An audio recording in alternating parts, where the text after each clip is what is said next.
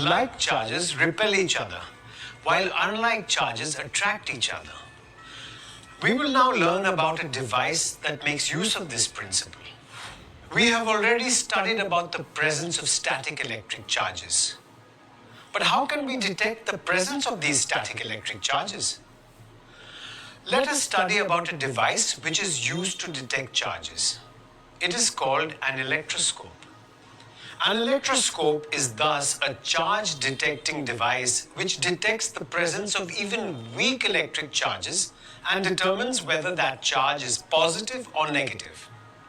There are mainly two types of electroscopes, the pith ball electroscope and the gold leaf electroscope. First, let us learn about the pith ball electroscope.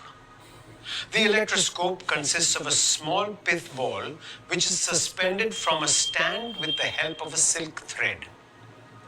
Take a glass rod and rub it with silk. Bring the rod near the pith ball. You can see that the pith ball gets attracted towards the glass rod. It touches the glass rod for a while and then gets repelled by the rod.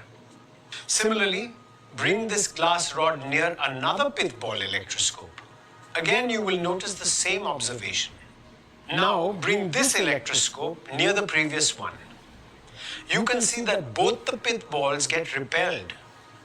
Why does this happen? When the glass rod is rubbed with silk, it gets positively charged.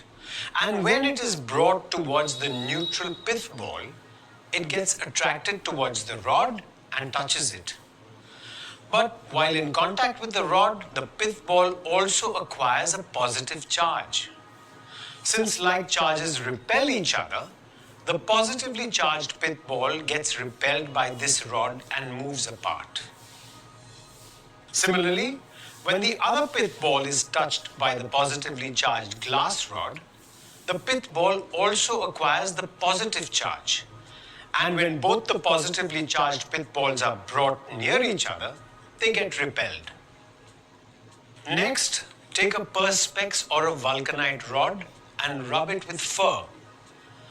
On doing so, the rod gets negatively charged, and when this negatively charged rod is made to touch another neutral pith ball, the pith ball acquires a negative charge.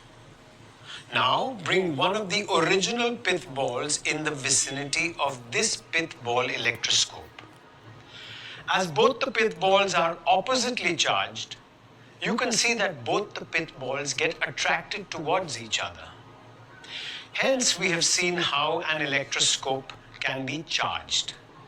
Now, let us see how we can determine the nature of the charge of a body with the help of this electroscope.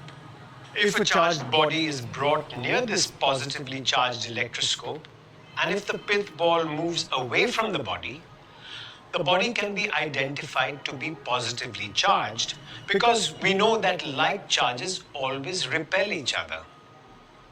If the positively charged pith ball is attracted towards the body, we can easily determine that the body is negatively charged because unlike charges always attract each other. Hence, we have seen how a pith ball electroscope helps us identify the nature of the charge of different bodies. In our next section, we shall learn about the gold leaf electroscope. Let's summarize what we have